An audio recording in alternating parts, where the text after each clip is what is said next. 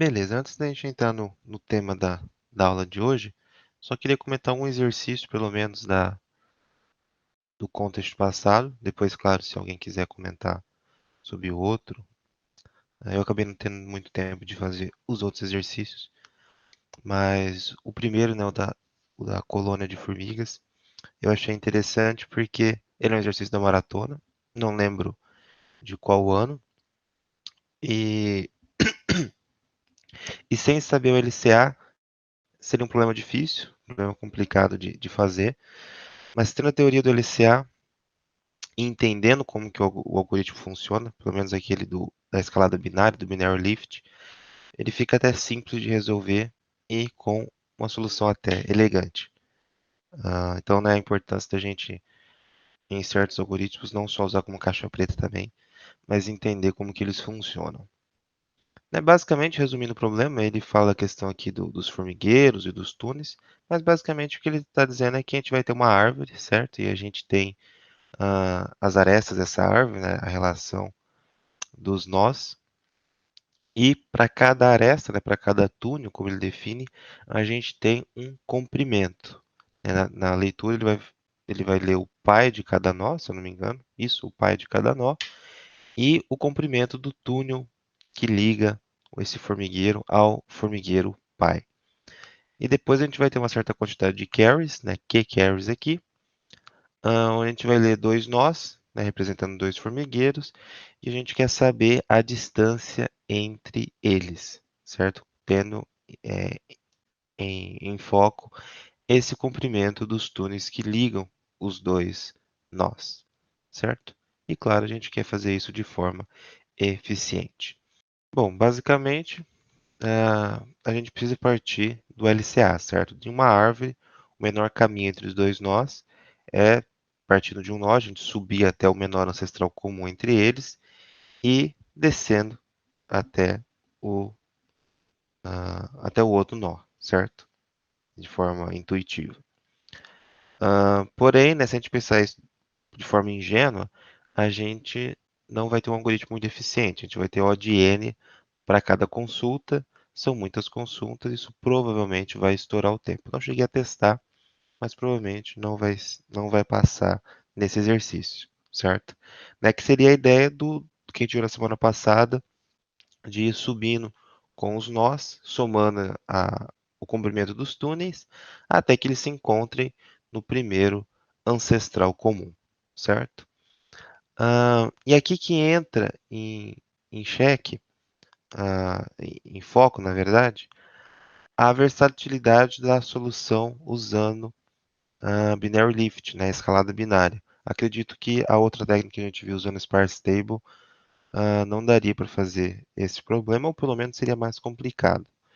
Lembra que a gente comentou que com binary lift a gente consegue armazenar outras informações usando a mesma técnica, tornando a solução mais versátil. E é exatamente isso que acontece aqui. Né? Acima de tudo, porque aquela técnica usando matriz esparsa, né, que é o que é utilizado na Binary Lift, é uma técnica de programação dinâmica bastante interessante, certo? Que a gente pode aplicar para diversos contextos. E aqui no caso eu quero aplicar para armazenar as distâncias aos ancestrais do nó, certo? A gente já tem aqui a nossa matriz pi, não sei se vocês conseguem enxergar aí, que a gente está armazenando, né, os ancestrais potência de 2 de um certo nó, como a gente já viu na aula anterior, certo? Então, o que eu fiz aqui é acrescentar essa matriz de distância, que vai armazenar a distância até esses pais da matriz pi, ok? E aí, para a gente montar essa matriz esparsa, a gente tem que ver a relação de recorrência que ela respeita, assim como o problema normal de programação dinâmica, certo? Então, basicamente, eu parti aqui da função que a gente tinha, né, de pré-processamento do LCA, Binary Lift, mesma coisa. E lembra, né, a gente começava setando o pi. Aqui está comentado porque eu estou fazendo isso já na função main, na hora da entrada, né? Eu já estou lendo os pais, então já estou pegando essa informação. Só mantive aqui como era no algoritmo original. E eu também já vou ler a distância até o primeiro pai, certo? 2 elevado a zero aqui, ancestral. E depois eu vou montar a matriz para esse nó U, certo? E a gente vai usar a ideia muito parecida que a gente tinha visto para o pai. Lembra? Para a gente pegar, por exemplo, o oitavo pai, né? A gente não sabe o oitavo ancestral ainda de um nó, a gente vai até o quarto ancestral, que a gente tem que ter descoberto num passo anterior, e pega o quarto ancestral do quarto ancestral. Então, o quarto ancestral do quarto ancestral é o oitavo ancestral do meu nó, que eu estou pré-processando nesse momento. Então, é por isso aqui que o 2º pai desse nó é o 2º do 2º ancestral. Essa é a ideia da programação dinâmica usando matriz esparsa, né, baseada aí em potência de 2. Então, partindo da mesma ideia, eu acho que é intuitivo pensar que, tá, então a distância de um nó até o oitavo ancestral, por exemplo, é a distância até o quarto pai desse nó, mais a distância do quarto pai ao quarto pai dele, certo? Então, eu pego a distância até a metade do caminho e a distância da outra metade. E é basicamente isso que eu estou fazendo aqui. A distância até o quarto pai, mais a distância do quarto pai ao seu quarto pai, ok?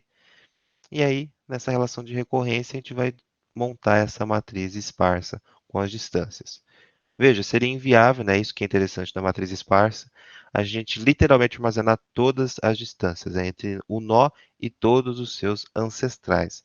Mas aqui, como a gente está armazenando só as potências de 2, a gente tem uma estrutura razoavelmente pequena, certo? Aqui, o maior número de n é 10 a quinta, e para isso, um log a gente pode arredondar para cima como 17, na base 2, e isso já é suficiente para a gente armazenar essas informações, e também fica mais rápido de processar, e a gente consegue recuperar a distância entre para qualquer ancestral em log n, certo? Usando aquelas propriedades que a gente aproveitou lá em Sparse Table, certo? Que usa a mesma ideia da matriz esparsa.